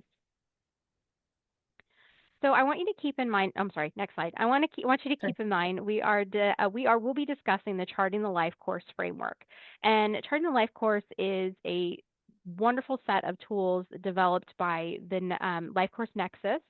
And we here at the team at Family Matters are all Charting the Life course ambassadors. I am also a Charting the Life course facilitator. So I have taken extensive training through their program to have those titles. But that does not mean I am licensed to teach you anything. I'm just here to share with you these tools and how they can help not make more work for your plate, but actually create better outcomes for your students. Okay, so you will find these tools useful, and we find that they help us to have a more robust conversations with students, self-advocates, and families. And we work on exploring new and unique ways to use these tools based on our families' needs. That said, in order to learn more about the framework and how to utilize these tools, we strongly encourage you to complete the Ambassador program and to explore more opportunities through the Nexus program. Right. So we're going to talk about Charting the Life course. And so for Family Matters at the Parent Training and Information Center, Charting the Life courses is admittedly a small part. But the reason we embraced it is because we saw more and more families who are of transition age. As a reminder, transition in Illinois starts at 14 and a half, we're talking about planning and already feel overwhelmed. And oftentimes, if you feel overwhelmed, you come to the table late because you're overwhelmed and it's too much to talk about and it doesn't make sense and you just sort of hold back. Well, when they did come to the table and started having those conversations, their focus was primarily on what Annie and Jaron talked about: waiver programming, programs that might come through DDD or DRS, official government waiver programs, which are critical. My daughter uses it as a critical piece to the quality of her life. But what that you might have seen on the earlier slide, really what that means is if you go that route, you have one really strong table leg. But there's other table legs that if you don't build out effectively, you're not going to have really a robust, community-driven life. And so Charting the Life course forces you to think about it in a different way and to have conversations that go well beyond that. And so we're going to show you some of those tools, and those tools can be utilized all throughout the educational process. You could use them with a second grader, you could use them with an 18-year-old. The problem with using them, we find, and we struggle with, is you have to use them enough that you develop a comfort level with them. And so we're going to show you what they look like, and you're going to have access to them after, and so you can play around with them. It's just something that takes practice because it's a different type of conversation. So what Charting the Life course is, it's a nationally recognized framework. You'll hear Charting the Life course Nexus, Charting the Life course framework. It's created by families and individuals with disabilities, focused on making planning long-term and short-term, because it can be used for any process and it doesn't need to be used just for people with disabilities, more accessible and more meaningful. And so it helps people think about what they want out of their life, not just the services they want or the services they need, but what they actually want their full life to look like. So you'll hear Charting the Life course folks talk a lot about a good life, building a good life. And that is what the focus of those tools essentially comes down to. So the Charting the Life course, it's a different type of conversation than secondary planning. It's designed to help students and families think beyond high school and really build a vision that's unique to them about their good life. It doesn't focus just on short-term IEP goals or school-based supports or interventions. It really goes well beyond that. And so it encourages families to imagine what life could look like into adulthood where the student wants to live, what kind of work they want to pursue, how they want to be a part of their community, sort of what participation looks like for them. It also helps families and students identify outcomes they want to avoid, which to me is one of the most important questions you can ask in transition, like isolation, unemployment, dependence without choice. For example, my daughter would say, "What if I asked her what's something you want to avoid? I want to avoid not living far away from mom and dad. So I want to live close to my family." Things to avoid are just as powerful because they will help you as an IEP team have clear direction about supports and services and goals that you're going to use in the school system, but also what are you using in planning to build that bridge effectively as the student gets a little bit older. This is just a quick chart that compares charting the life course to traditional IEP transition planning. Keep in mind, I'm not saying this is better than this because you have to do both of these things. They just weave together. And so charting the life course is more whole life versus school-based life. There's much more student and family voice, I believe, in charting the life course. You really can't build those tools out without the student and family at the table. There's less focus on school services, though. You're certainly going to have some discussion about what kind of school services are available. There's more integrated supports. It focuses more on relationships. The best way that I can tell you, one of the sort of aha moments for me when we were doing charting the life course discussions and learning is that we focus so much in planning for students with disabilities on what they need. It's always a discussion of what supports they need, right? But we never spend a lot of time talking about what they give to their relationships.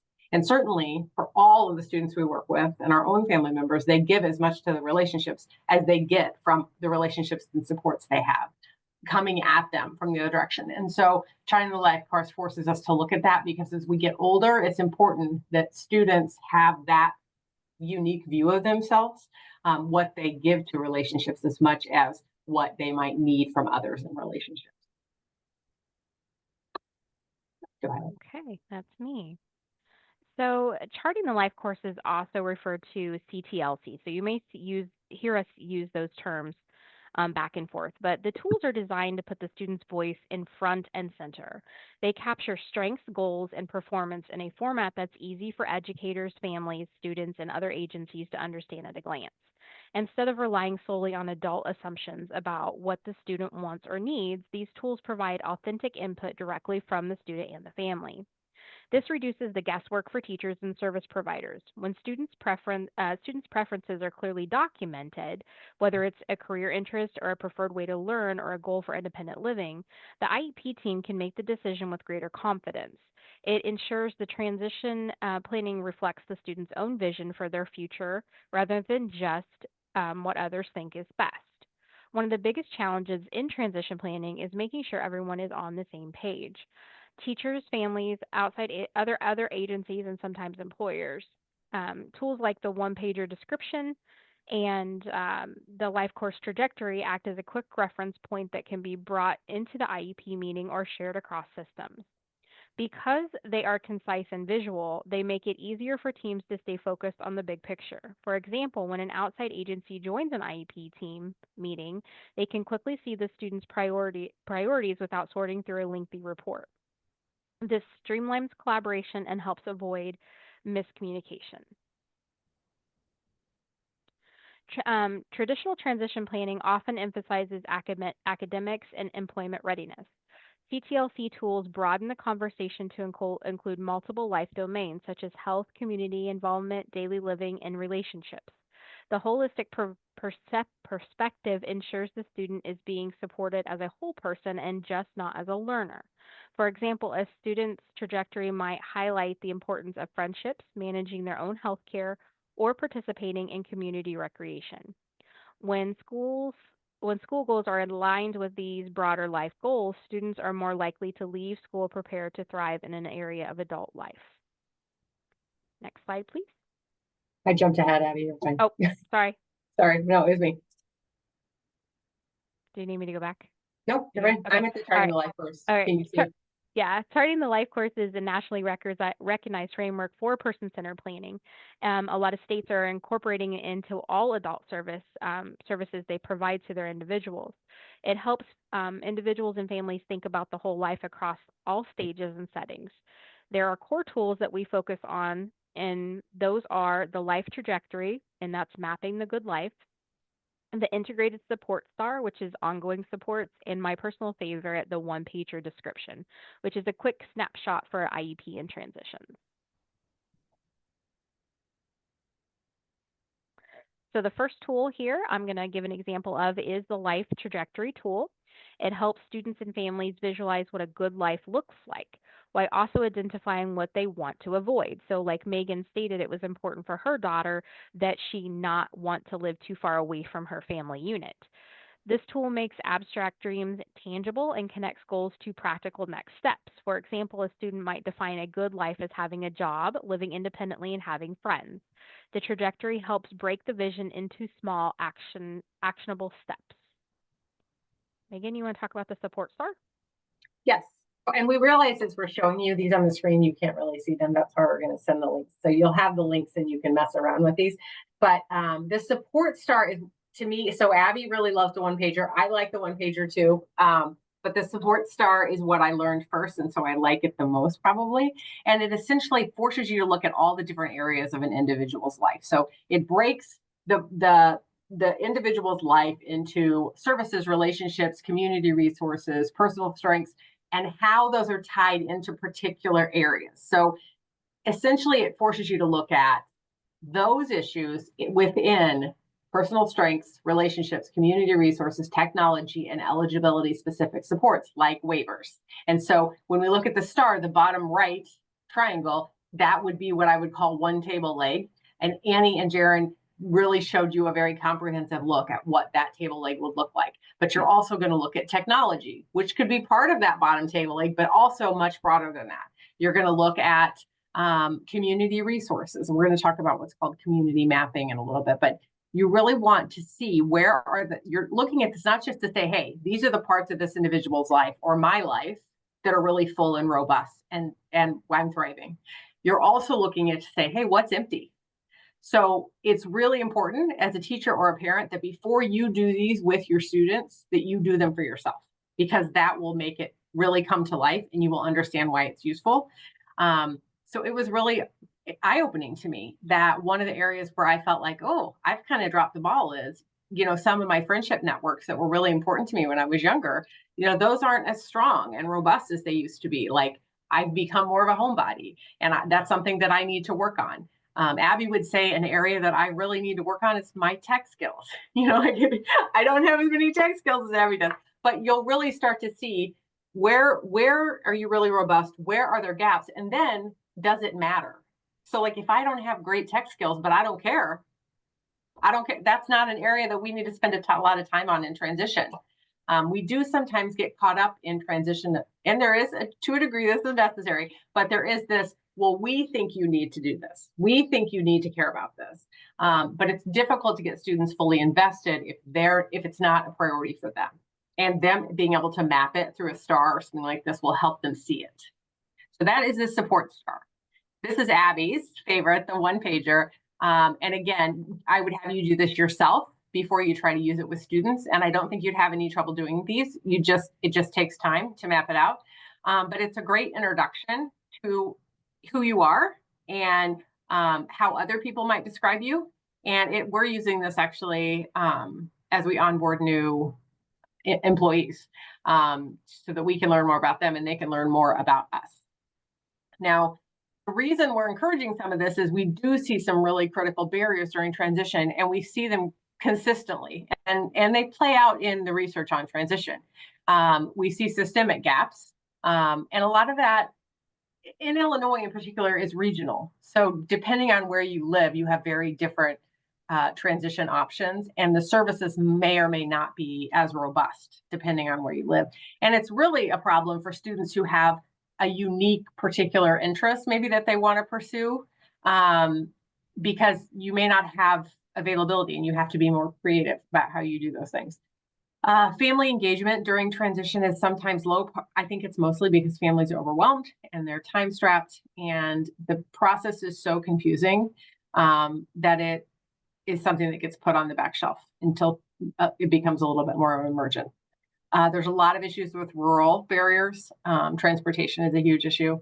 around transition. You know, we can have a great transition plan that gets somebody out in the community and participating fully, but then if we have no way to get them there and no way to get them home, our transition plan is no good. Lack of post-secondary options. This is one where I really see a huge uptake, and DRS has really improved their program around post-secondary options and funding that they can offer for students who want to pursue, for example, college programs specifically for students with disabilities. There's a number in Illinois, I want to say 7, there might be 8, but don't quote me on that. The DRS considers funding for students with disabilities. So you don't just have to be able to finish an associate's degree or a particular program that will lead to a job. You can participate in these programs that are specifically for individuals with disabilities if that's your preference. Lack of high expectations. Abby and I could talk about this till the end of time, but this is a huge issue, and this actually starts as soon as the student starts school. You know, we get calls all the time from families who have students with moderate support needs who are already being removed from general education, and they're 5 years old. And so we are lowering the bar of expectations very quickly, and it's difficult to get families back on board about raising that bar if we don't have those conversations early on about building a robust life. Lack of inclusive opportunities. I refer back to what I just said. It's not a problem everywhere, but it is a problem in many places. And then difficulty understanding and accessing services. So like I said, I worked at the ARC. I did all of that right before I started the home-based waiver program with my daughter. And I cannot tell you how many calls that I've had to make to try to figure certain things out, or little kinks in the system, or things I simply didn't understand. And so I consider myself a pretty resourced individual because I have all these connections in the DD system. And even with those, I have struggled to navigate that system. And so I can imagine, as a parent who doesn't have that, who doesn't know, okay, maybe I could call this person and they might be able to help me get through it, that it's much easier just to sort of throw your hands up and say, I don't think I can navigate this. And so I think some of these CTLC tools can help you have conversations in a meaningful way that will get you to the right people and help you build that support network so you feel better prepared as you get further into this. All right, let's talk a little bit about Alex. So Alex is 15. He is an individual on the autism spectrum, and he has a goal of independent employment. So maybe Alex is in your classroom and he really wants a job, and you've presented him with some options, and he either presents himself as not interested, or maybe even that work refusal. We all as educators know that term. But basically, Alex is facing some barriers. He may have limited work experiences. We could use the trajectory tool as a group. So I want to emphasize that. It's not just the teacher's responsibility to use these tools. It's not just the families. It's not just the students. We could use it as a group and talk about what the trajectory can be for Alex, what steps we can take to get him to that independent living. Maybe you are not an expert in understanding what VR services are. Maybe you don't know what VR services are. They come from the Office of Rehabilitation, by the way. But someone else in your bubble right there is. Or maybe we could sit there and say, this is what we need. Who could we ask for these supports? Maybe we call Family Matters, or maybe we call another agency. But we work together to figure out what steps we need to get Alex to his goal. So maybe we enroll him in some DRS services. Maybe he does some job shadowing about things that he has interest in to try to get him to that employment goal. So the trajectory tool really helps to illustrate what steps we need to take to get to where we need to be. Now, this is Alex's support star. So with his support star, we applied his personal strengths. So they're very detail oriented. So maybe Alex is very good at technology, like Megan mentioned earlier, or he's very good at maybe being precise in measurements, lots of different things. And we enter that into that support star, and then we move on to his family relationships. Does he have good support within his family unit, whether that be a friend, an extended relative, or someone that lives within his household? What connection does he have to community resources, technologies, and other supports he may be eligible for, like VR coaching or a Medicaid waiver?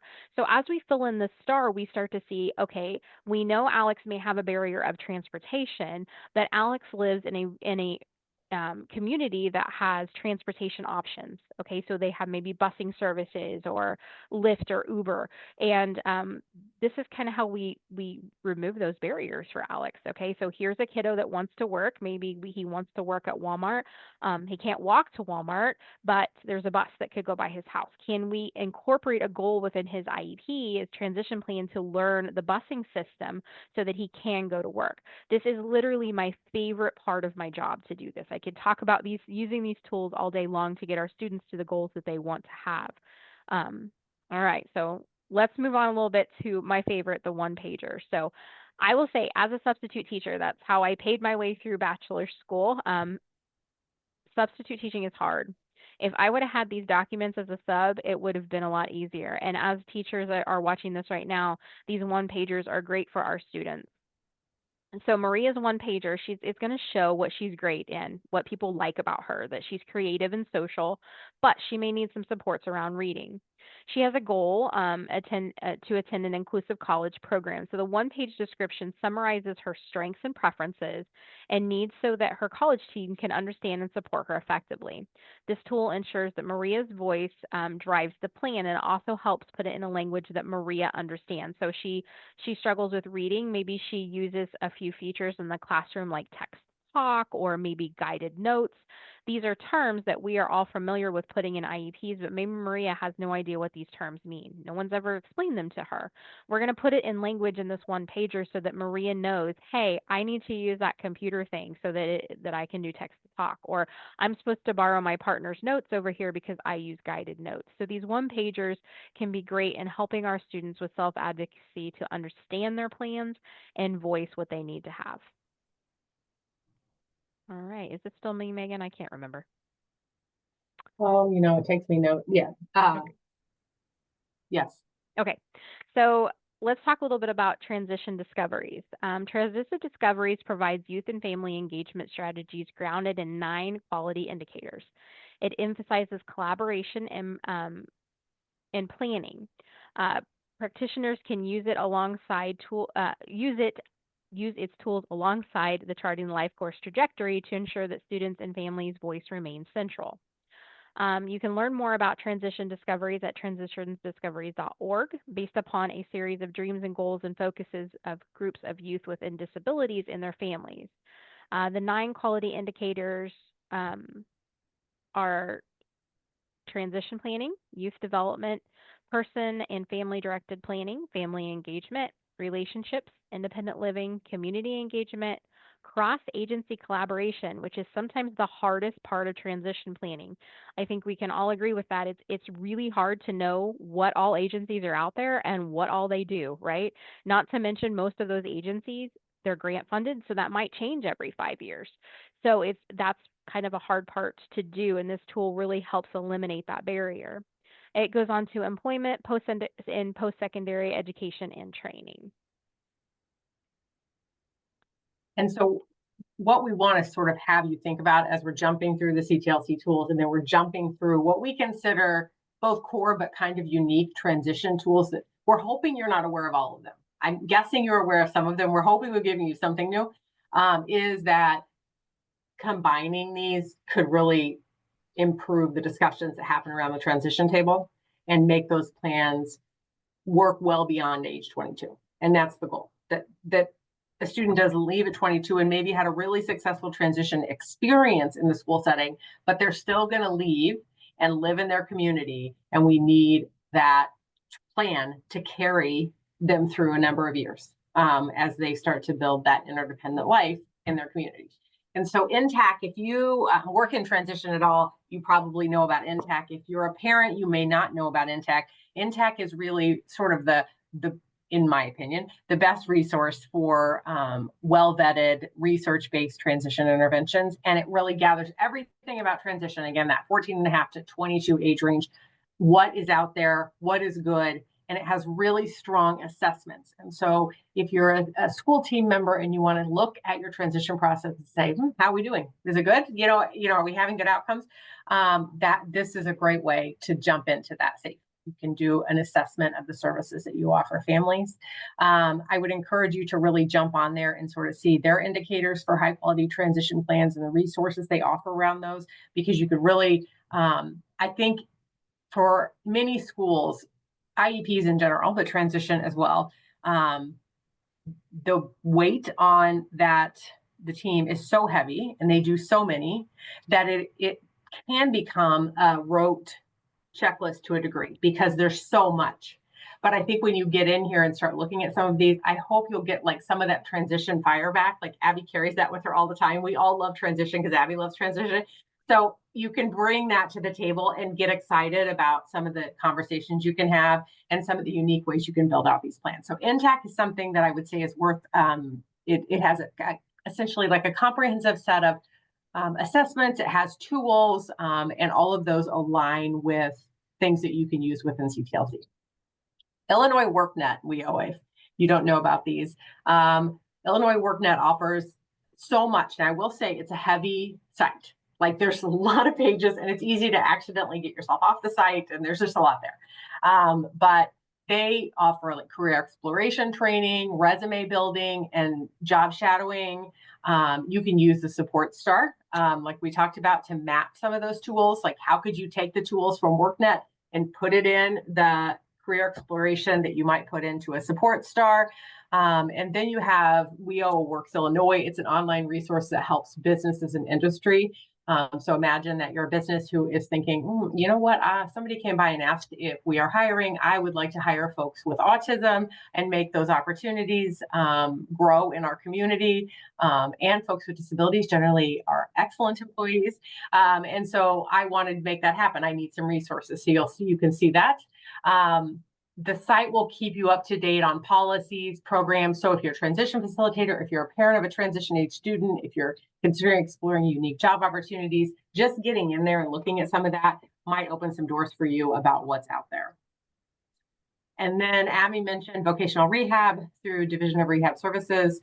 This is one of the primary supports for individuals with disabilities across the lifespan. They provide things like supported employment, customized employment. They provide job supports through different paths. There's a lot of different pathways. They have the home services program, which is a little bit different than what you heard from Annie and Jaron tonight. There's some similarities but differences. So they help youth prepare for, obtain, and maintain employment. So supported employment and customized employment can be linked. So customized employment, the best way to think about that would be you have an individual who maybe has high support needs. But we believe at Family Matters, and it plays out in research, that anybody, no matter what their support needs, can have a job and be productive. And so it's just finding that right piece. And customized employment means basically looking at a full job and then figuring out which pieces of that job could be carved out to match well with an individual's particular skill set. And so DRS can help you with that. It's a long process. It requires specialized team members to help with that, but that's something you can ask.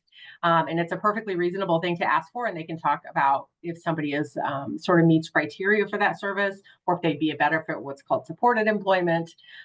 They also have services like assistive technology and job placement. And so this is one of those ones I mentioned earlier. They pay for certain individuals who qualify, who have intellectual or developmental disabilities, who want to go to a college program. There's sort of two routes for that, but you're going to want to reach out to DRS directly to get a case open, and they can meet with you and see what your needs are. So this is one of those ones that even if you say, I don't want to pursue any of the other things you're talking about, this is one that's worth having a conversation with them and just seeing if what they offer is a good fit for your student. And to follow up on that, I have a lot of times if you call and ask or reach out, a DRS representative can come to your transitional IEP meetings, especially for students that are in their last year of high school. So that is something that you can request so they can come explain different opportunities to your student that they can connect with. So my son recently got connected to the College Initiative program. So he is taking part of that, and it's helping him navigate some of the cost associated with the college, as well as tutoring and those types of things. So they really have a lot to offer. It's a really great program. The next thing that we're going to talk about is Think College. If you don't know a lot about Think College, I urge you to visit and attend our virtual special education conference next month. On day 2, we're focusing on transition, and Think College is doing a presentation for us. So Think College is the national hub for inclusive higher education. So families can utilize the trajectory tool to envision post-secondary life. So maybe your student does have an intellectual disability or does have higher support needs, but would really like to be a chef or really like to be a nurse, anything like that. The possibilities are endless, and Think College can help connect you with colleges that have programs in place to support your student no matter the support needs that they have. So the Think College database is a list of programs. It can separate by state and region, so you can pick out where your student may want to go.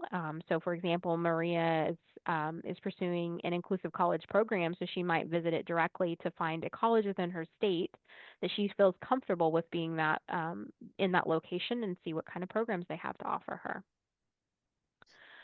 Pacer Center. So Pacer Center, of course, is Pacer's national center, and the I'm Determined project provides resources for families to empowerment and self-advocacy. So the one-pager description can be paired with Pacer resources to prepare youth to lead their IEP meetings.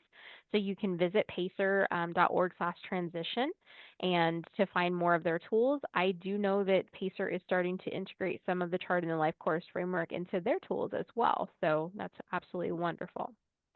Community mapping is another one of my favorite ones. I'm sorry, Megan, I keep telling you to go forget it. I'm so used to doing it myself. I'm sorry. So community mapping helps schools and families identify local supports. So the support star can help incorporate mapped resources, ensuring families see opportunities in their own backyard. So Google Maps can be used to create customized transition maps. So if, like I mentioned before, Alex wants to work at Walmart. He can't walk to Walmart because of the distance or maybe weather, or walking is not always the best option to get back and forth to work. But through using this community mapping, he can find that there is an Uber driver within his area. And then he can connect from there. Maybe DRS has funding to help pay for transportation to get back and forth. So those community mapping can literally look like a dot to dot to connect you to the resources that you need. I've personally used this tool to help my daughter navigate her employment opportunities over this last year, and she is doing wonderfully and still uses it today. So it can be a great tool to help you when you're not too sure of what resources are available in your community. So to build on what Abby's saying, what we see sometimes in transition is that communities, especially smaller communities, which Abby and I we both live in smaller communities. It'll sometimes, in the conversation, it'll kind of be like, we don't have that, or we can't do that, and then when we start talking about what do you have, it leads to we don't really know what we have. We don't know who potential employers are. We don't know if there's creative uses of transportation that we haven't tried before. How do we know we can't build a network of moms who want to make these opportunities possible and provide transportation? Or we don't know if there's opportunities for individuals to start their own businesses, start their own bakeries, do their own floral arranging. We don't know what's out there. And so doing some community mapping will fill that in. And so we just included the ICTW, that you'll see all the links in here when you get this, that'll take you through it. Essentially, it's preparing. And you can look at, for example, you could do a community map just based on disability services. You could do a community map just based on transportation. Or you can do an individual community map for an individual and looking at their particular community and what relates to things that they need. A lot of the things that we're talking about are better done in groups, like Abby said earlier. So there's something, if you've been around in disability supports for a long time, you probably remember hearing MAPS or PAPS. And I would recommend, if all of it's overwhelming and you're like, I don't know how to even start this, you can just sit down at the kitchen table and just do a kitchen table map. What do we have? What do we know about? What other families do we know? Where are we seeing other individuals have opportunity? What's a priority for us? And just start slowly writing it down. And then you can start thinking, who do I want to invite into my circle? Because that's ultimately what this is going to require. You have to have an interconnected web of people and how everybody can contribute to this individual having a fuller life. And that can be a transition team, but it often also is neighbors, church friends, I often laugh at folks that are super connected to my daughter that I don't even know.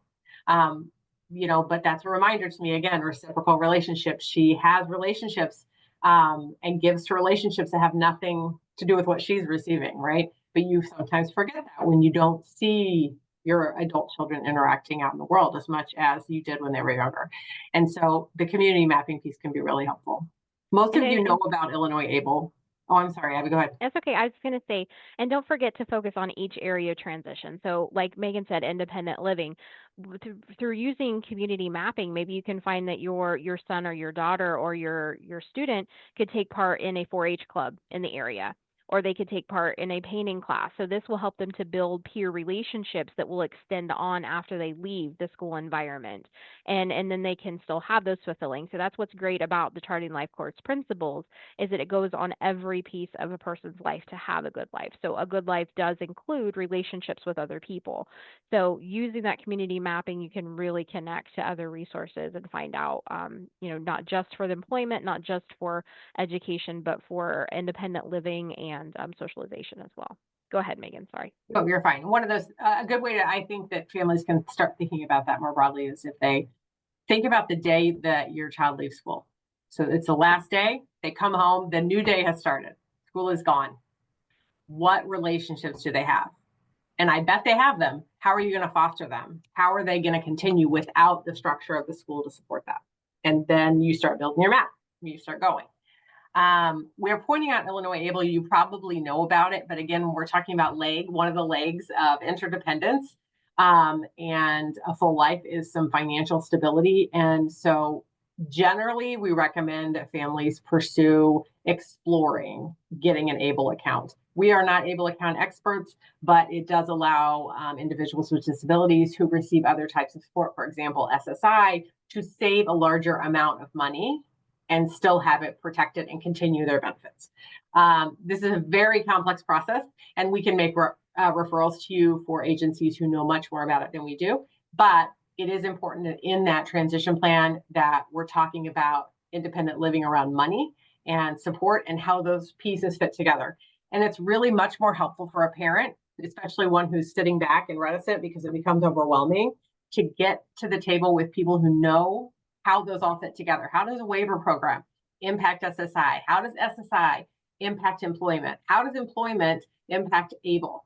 How do all those things talk to each other? How does insurance and Medicaid fit into this? You can imagine just those 6 pieces just probably makes most people want to put their head down. It certainly does me.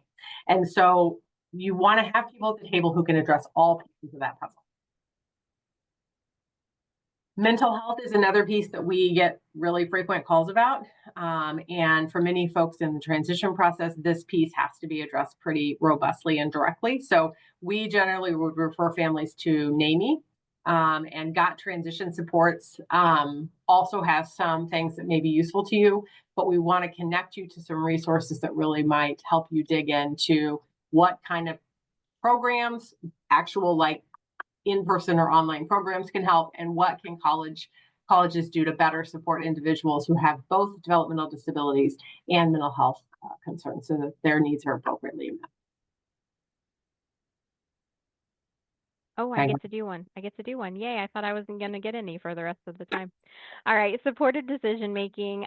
So this is a toolkit that provides alternatives to guardianship. I do want to stress that whether you choose supportive decision making or guardianship, it's a very personalized decision between you and your family.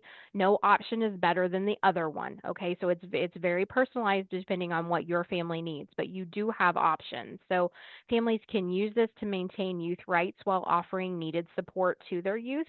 I have 2 children that one I have guardianship of and the other one we do supportive decision making. So again, it's very unique to the individual's needs. This aligns with the Charting the Life Course principles by offering dignity of risk and promotes independence. So you can learn more information by the supporteddecisionmaking.org or by looking on the Illinois Guardianship and Advocacy Commission's website. They have other information and resources for you there too.